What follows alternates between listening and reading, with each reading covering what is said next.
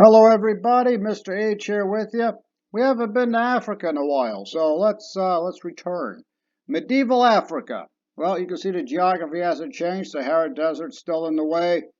Big hindrance, but people cross it fairly regularly now because there are established trade routes. They bounce from oasis to oasis so that they have shade and water and don't die. Of course, smart thing is to travel at night when it's cooler. Use the stars to navigate.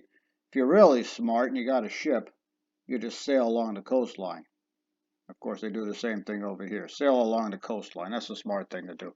We're going to talk about West Africa mainly on this one.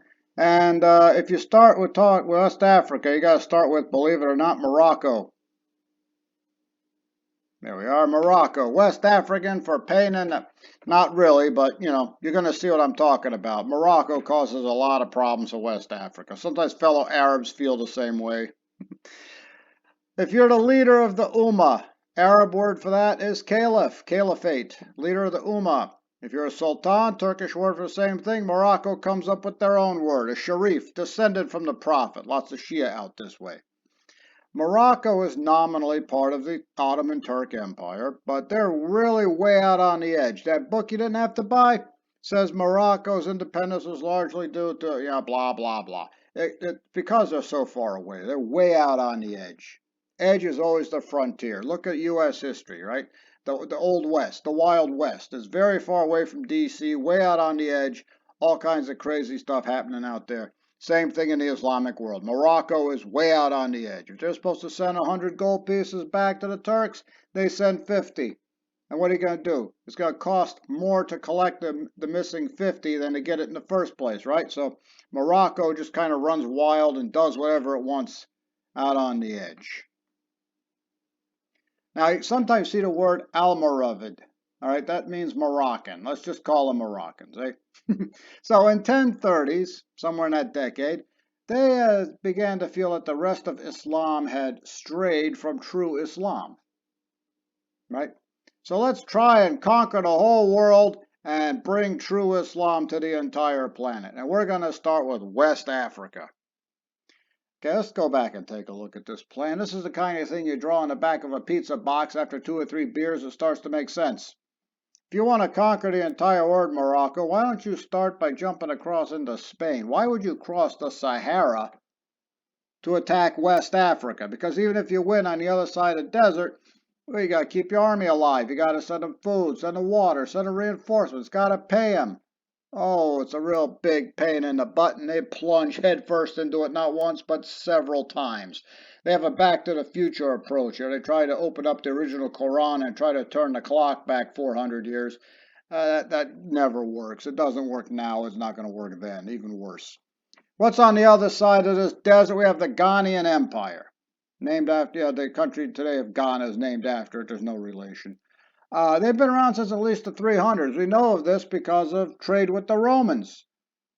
Gold for salt and iron. Not a lot of smelting going on in West Africa. Salt, you need that to live. Romans got plenty of that. Dig them up out of North Africa, ship it across the desert, get gold. Interesting side note, Ghanaian rulers are descended through their mother's line. That's not something you see a lot. Look at this, battle with the Moroccans. Even before 1030 and the decision to conquer the world, they're already screwing around in West Africa. Got a big battle in 992. What's it about? It's about the trade routes. So Morocco is already sticking its nose into West Africa, causing all kinds of problems. Look at this, another Moroccan invasion of Ghana.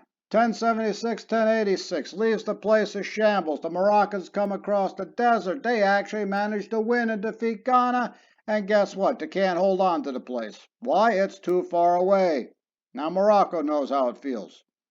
So Ghana shatters into a bunch of successor states. We've got rebelling provinces. Some get reconquered, some don't. They just fight over and over with each other. We've got a nation here called Mali. Same as the nation of Mali today, no relation. No, Songhai is over there. Remember, Songhai is coming back. Here we are, Mali, from 1235 to somewhere around 1610. We're not sure of an exact date because, West African records, remember in the ancient era, it simply did not exist. In the medieval era, they have an oral tradition, and we're starting to find written records here and there, but it's mainly oral. And we're not totally sure when everything went down the crapper there, 1610. Now, Mali of the Middle Ages is not related to present-day Mali. They get the name from the Malinke people, came from the south to march up to conquer what was left of Ghana. See this projection going out here? Start snicker, snicker, snicker. It's a trade route. You're going to see this over and over again. Nobody cares what's out here, and nobody cares what's over here, because that's just desert. There's nothing over there. Now, Mali got started by a guy named Sandiata. Call him the George Washington of Mali. He created his own country. Started off selling oranges.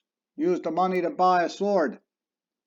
Used it to rob people. More money. Got armor. Got a dozen people together. Built up his own army. And a long-lasting nation. Look at this. Almost 400 years. So the George Washington of Mali, Sandiata, guy decided to create his own country. He can do it, so can you. Inspiration for the day. Sandiata, George Washington of Mali. Now, one of these rulers, a guy named Mansa Musa, talk about making it rain. Now, his reign was from 1213 to 1337.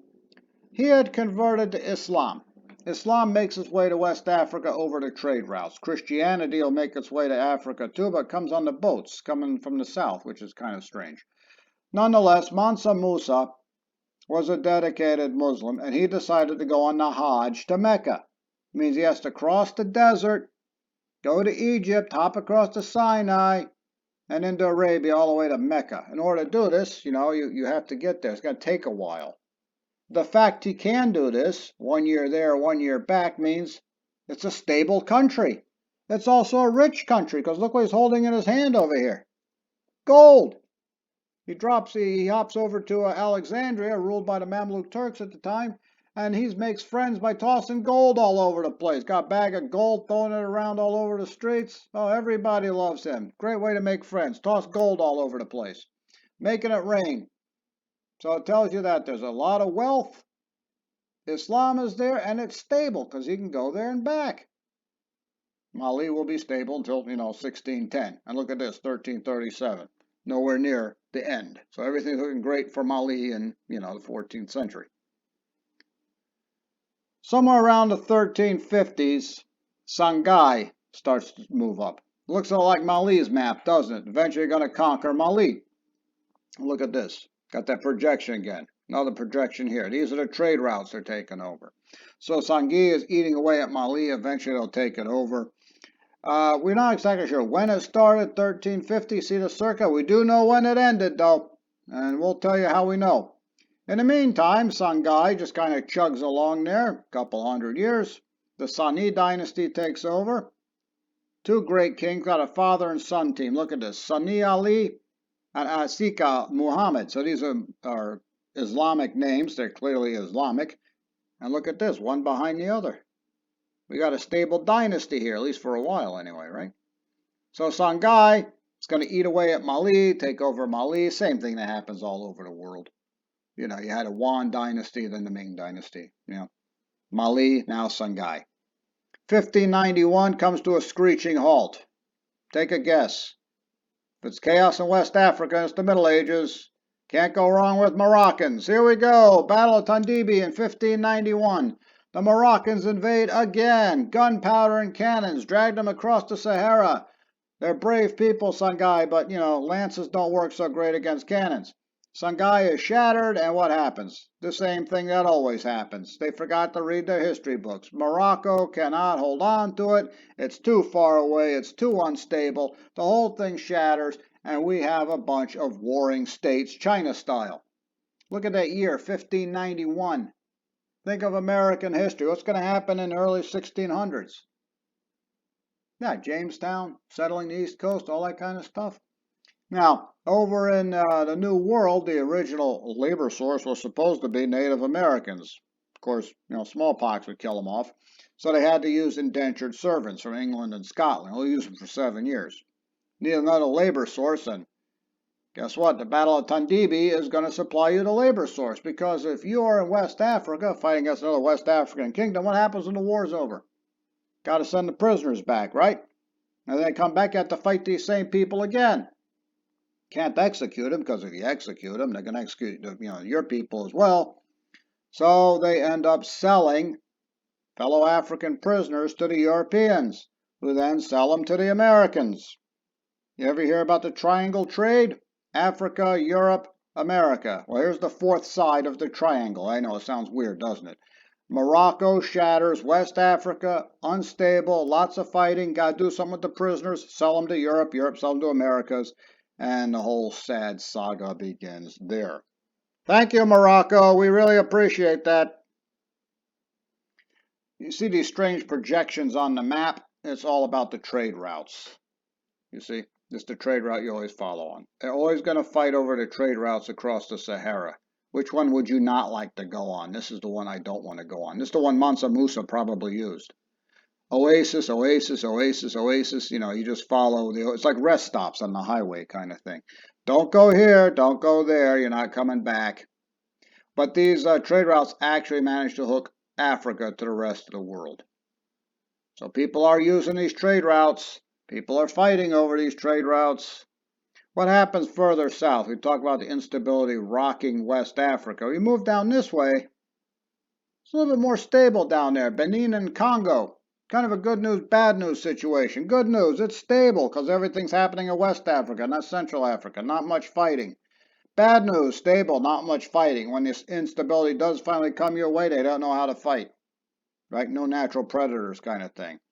Good news, they got good agriculture. They have contact with the Europeans. You got trade going on. You've got agriculture, access to some technology over here, right? The iron plow really helps out. Bad news, good agriculture leads to a population explosion. Crammed area, guess what happens? Fight with each other, and we know the whole sad thing about what to do with prisoners. Now, you ever take those horrifying tests where they, like the GRE or maybe the SAT, and you never look for the right answer. They always say, pick the best answer. Oh, I hate that, the best answer. I'd just rather be right or wrong. Well, King Alfonso I of the Congo, reigning from 1506 to 1543, was facing such a problem. Now, what is the first duty of every king? Defend your people, right? Slavery is happening. People are selling former prisoners to the Europeans to be slaves. So suddenly raid entire villages and the women and children go with it. He doesn't like the slave trade, but there's really nothing to do to stop it. So the best thing he can do is deflect it away from his own people. Benin is a calm religious mishmash. You have some Christians, you have some Muslims over there. Of course, the nature worshipping original religion is there. Congo becomes Catholic. Right, contact with the Europeans, mainly Portuguese and Spanish. And King Alfonso, taking a European name, sends a representative to Rome, and guess what? Congo is a Catholic nation. It's recognized as a Catholic nation in 1660. You're just as Catholic as France, Spain, Portugal. And you know what that means? That means your people cannot be enslaved. Cannot enslave a fellow Christian. Like I said, he couldn't stop the slave trade, but he can bounce it away from his own people. So Portuguese end up going to Angola, grabbing people there. So Africa has the same problems Europe does, fighting, good agriculture, leading to population explosion. We've got the slave trade, unfortunately, starting. And Morocco, for whatever insane reason, deciding to invade West Africa several times creates a lot of instability. That's medieval Africa for right now. You guys have yourself a great day, and I'll talk to you later.